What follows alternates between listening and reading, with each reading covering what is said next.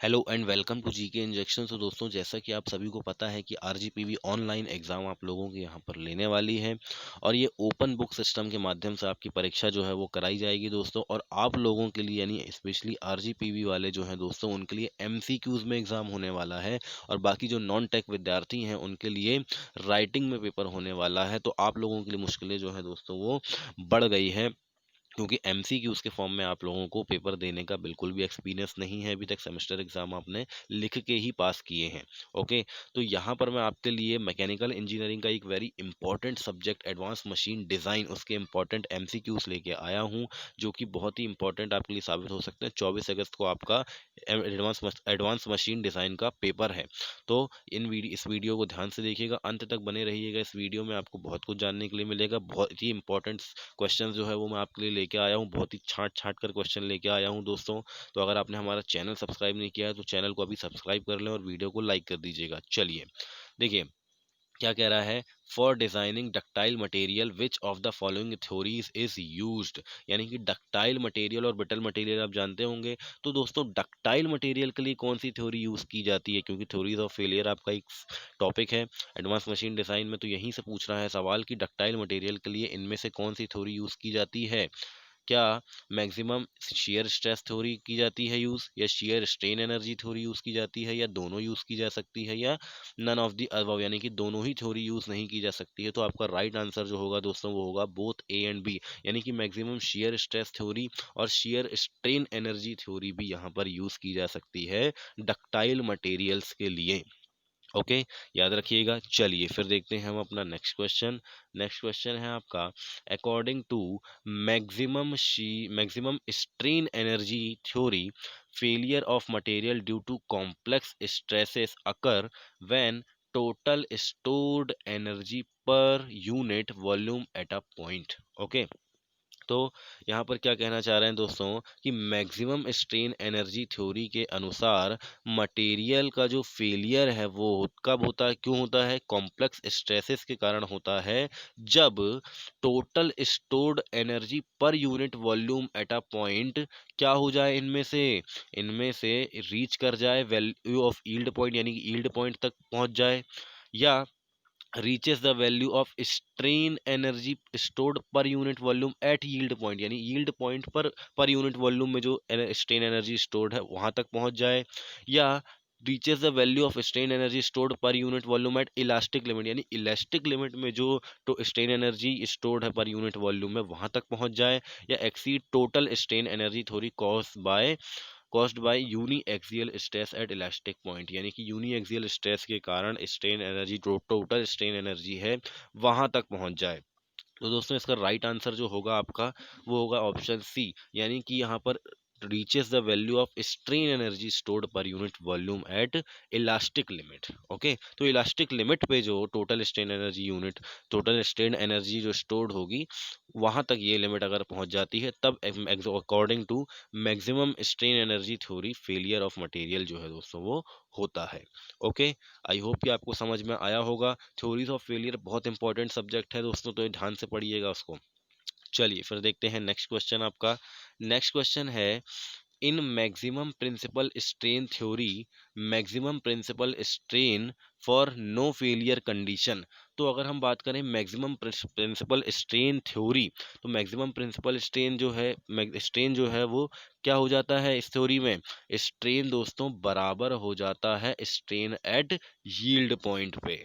Okay, तो ये याद रखिएगा। तो यहाँ पर अगर मैं बात करूँ नो फेलियर कंडीशन के अंदर अगर मैं मैक्सिमम प्रिंसिपल स्ट्रेन की बात करूं तो वो हो जाता है सिग्मा वाई पी अपॉन में ई। ओके, क्या हो जाता है, सिग्मा वाई पी अपॉन में ई। ये आपका राइट आंसर यहाँ पर हो जाएगा। चलिए फिर देखते हैं नेक्स्ट क्वेश्चन है आपका। The property of a material by which it can be beaten और रोल्ड इनटू थिन शीट। ये प्रॉपर्टी होती है दोस्तों मटेरियल की। तो प्रॉपर्टीज ऑफ मटेरियल भी आपको पता होना चाहिए, क्योंकि डिजाइन का पेपर दे रहे हैं आप। ओके, तो देखिए यहाँ पर इसका जो राइट आंसर होगा आपका वो होगा मेलियाबिलिटी। तो मेलियाबिलिटी वो प्रॉपर्टी है जिसमें आप किसी भी मटेरियल को थिन शीट में कन्वर्ट कर सकते हैं। ओके, फिर प्लास्टिसिटी वो प्रॉपर्टी है प्लास्टिसिटी वो प्रॉपर्टी है जिस पर आपने मटेरियल एक बार डिफॉर्म हो गया लेकिन वो अपनी ओरिजिनल पोजीशन पे वापस नहीं लौट सकता। ओके। और डक्टिलिटी का मतलब क्या है? डक्टिलिटी का मतलब ये है कि उसमें इलास्टिक लिमिट पाई जाती है। ओके, ब्रिटल मटेरियल में इलास्टिसिटी जो है वो नहीं पाई जाती है, वो ब्रेक हो जाते हैं जल्दी। फिर इलास्टिसिटी की अगर मैं बात करूं, इलास्टिसिटी का मतलब ये है कि आप फोर्स लगा रहे हैं किसी ऑब्जेक्ट के ऊपर और लगाने के बाद कुछ हद तक आप फोर्स लगा रहे हैं और वो कुछ हद तक डिफॉर्म होके अगर फोर्स को हटाने के बाद वो वापस अपनी पोजीशन रीगेन कर लेता है तो उसको इलास्टिसिटी कहा जाता है। और जिस लिमिट तक वो अपनी ओरिजिनल शेप को गेन कर सकता है उसको इलास्टिक लिमिट बोलते हैं। ओके, याद रखिएगा हुक्स लॉ के द्वारा ये बताया गया है। चलिए, stress is directly proportional to strain. Okay, stress is directly proportional to strain, ये हुक्स लॉ कहता है। ओके, तो ये भी याद रखिएगा, पूछ सकता है क्वेश्चन आपसे। फिर देखते हैं नेक्स्ट क्वेश्चन। नेक्स्ट क्वेश्चन है दोस्तों फिफ्थ, आपका कह रहा है the materials which have the same elastic properties in all directions are called. यानी कि अब ध्यान से देखिए, यहाँ पर सेम इलास्टिक प्रॉपर्टीज कह रहा है तो यहाँ पर आप होमोजीनियस आंसर आपका नहीं होगा।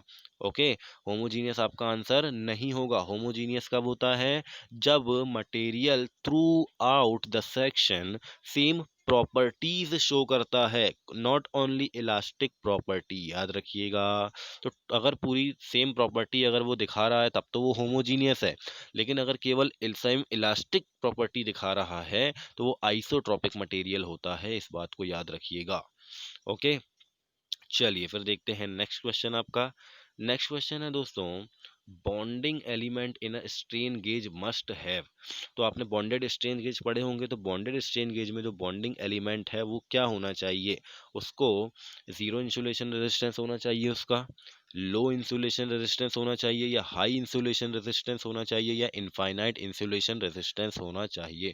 तो यहाँ पर याद रखिएगा दोस्तों, आपका हाई इंसुलेशन रेजिस्टेंस होना चाहिए अगर आपको बॉन्डिंग एलिमेंट जो होता है आपका स्ट्रेन गेज का उसमें। ओके, तो ये याद रखिएगा।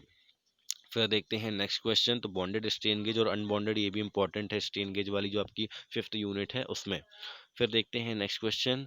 नेक्स्ट क्वेश्चन है दोस्तों, commonly used elements for wire strain gauges. Wire strain gauge, electrical strain gauge, ये सब पढ़ लीजिएगा, इसमें से क्वेश्चन आ सकता है। तो वायर स्ट्रेन गेज जो है दोस्तों, इसमें कॉमनली यूज्ड एलिमेंट जो होता है अपना वो होते हैं निकेल और कॉपर।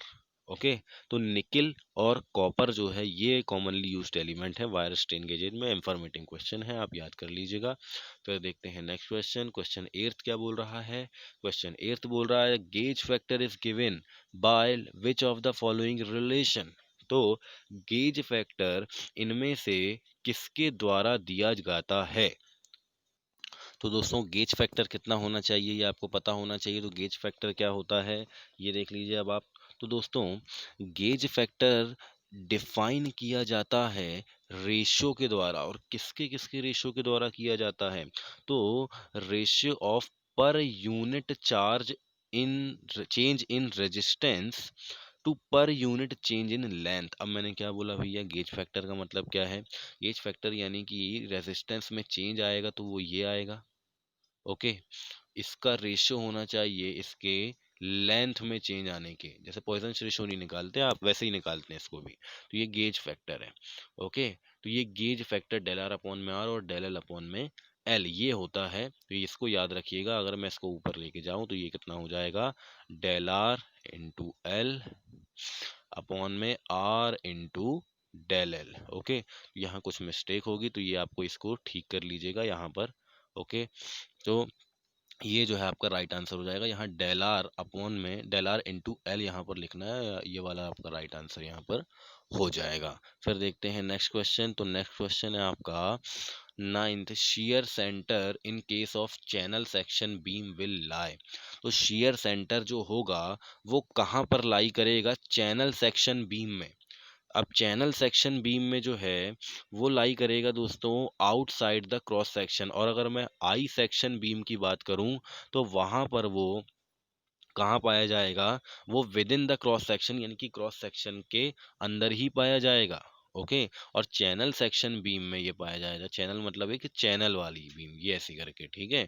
तो उसमें आउटसाइड द क्रॉस सेक्शन वहां पर वो पाया जाएगा। शेयर सेंटर बहुत इंपॉर्टेंट सब्जेक्ट है, सॉरी बहुत इंपॉर्टेंट टॉपिक है ये एडवांस मशीन डिजाइन में, तो इसको अच्छे से देख लीजिएगा। फिर देखते हैं 10 फिर से आ रहा है शेयर सेक्शन, तो ये आ गया आई वाला। ओके, तो ये इसका आंसर मैंने आपको बता दिया, with in the cross section. Okay, तो ये था। तो ये आपके 10 very important question advance machine design के मैंने आपको बताया, और उसके साथ साथ कॉन्सेप्ट भी मैंने आपको काफ़ी बताए। तो ये सब दोस्तों आप क्या कर सकते हैं, इस सब को आप तैयार कर सकते हैं, आपके एग्जाम में आपको काफ़ी हेल्प मिलेगी। ओके, अगर आपने चैनल सब्सक्राइब नहीं किया है तो सब्सक्राइब कर लें। आरएसी के ऊपर मैंने वीडियोस बनाए रखे हैं, तो आरएसी के अगर वीडियोस आपने नहीं देखे हैं तो वो भी आप देख लीजिए, के लिए बहुत ही हेल्पफुल वो साबित हो सकते हैं। ओके।